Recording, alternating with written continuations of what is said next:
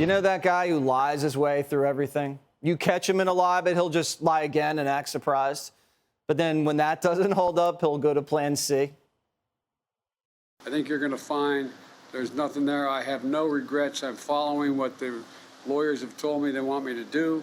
It's exactly what we're doing. There's no there. Thank you. But, Joe, there's there everywhere. There's there in the Chinese-funded think tank. There's there in your office. There's there in the garage. And there's there in the laptop. And if there's no there, why'd the White House and the Department of Justice want to keep it a secret?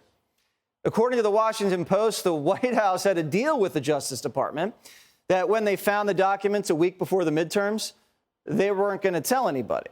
They were just all going to hope it got sorted out and went away. Why? Well, because Fetterman would have lost. And it would have made him look stupid after they raided Trump's house. And if the press found out, they'd turn on Joe. There's nothing the press hates more than the mishandling of classified documents. Broken borders, inflation, crime waves, it's not much to write about. But a classified document scandal in D.C. with special counsels where they can ask, what did you know and when did you know it? There is nothing sexier. But when Joey Boy had his chance to say sorry, he said he had no regrets. And the press is not happy. What does the president mean when he said no regrets? Because he's also said he takes very seriously the handling of classified documents. So I'm unclear what he means about no regrets. So I'm not going to comment further from what the president has said. And basically what he said to all of you many times at this point, that he does indeed take classified information and seriously. He does indeed take classified documents seriously. Joe takes classified documents seriously, but he doesn't regret leaving them spread eagle for 6 years next to the Corvette. He has no regrets about leaving classified documents in a Chinese-funded closet next to a steakhouse. And he has no regrets he covered it up for 2 months. And the media is losing their minds over this, which is why they're now starting to look at the laptop. Oh, yeah, you're going to lie to our face, make us look stupid? Well, we're going to crack the laptop open. It's not looking like disinformation anymore, is it, big guy?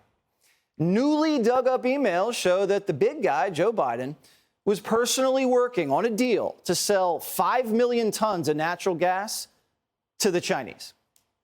CEFC, the Chinese energy company, you know, the one that was the tip of the spear for China's plan for world domination. They had Hunter on the payroll. They were now putting in a bid to drain natural gas out of Louisiana, and the Bidens were going to sell to the Chinese at a discount. And Joe, who usually just leaves the legwork to Hunter and brother Jimmy the Chin, was hands-on this time. I mean, really hands-on. Biden was hopping on the phone to grease the deal. I thought he said he didn't get involved in his son's deals. That's a smoking gun right there. And it's not very green of Joe to send natural gas to the Chinese communists, is it? Why wasn't Joe selling windmills to China? Well, because windmills don't pay that fat 10% kickback. The Speaker of the House, Kevin McCarthy, joins me now. You guys going to dig hard on this, Speaker? Yes, we are. And you're missing one question. They say the attorneys found these documents.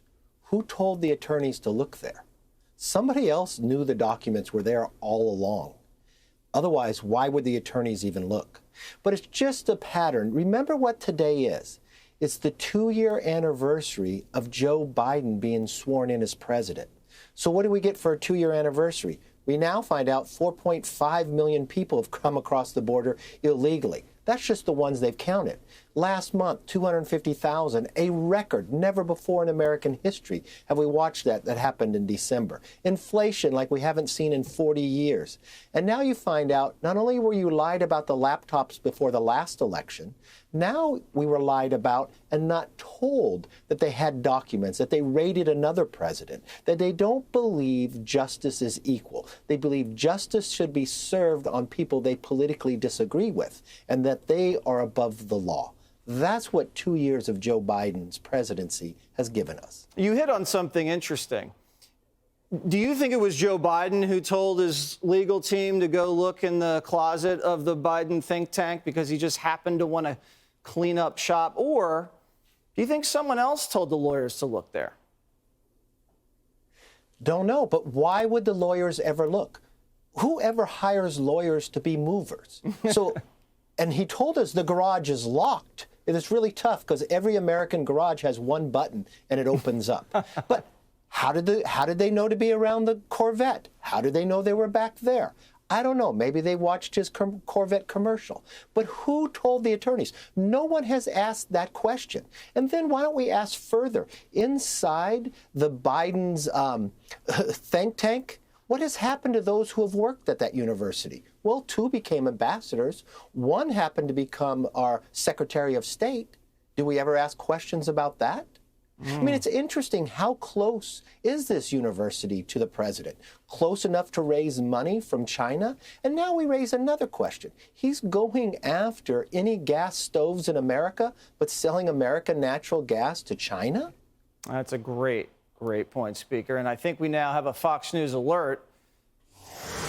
As you just mentioned, Joe Biden broke the all-time border crossing record last month. In December, 251,000 illegals came into the country during that month.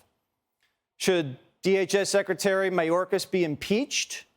Speaker, you said that you wanted to wait and see to look at the December numbers. Well, we just got the numbers, and they broke the all-time monthly record. And remember, this is a Secretary of Homeland who has told America the border is secure. No one believes that. That's why you watch next week, we're starting the hearings.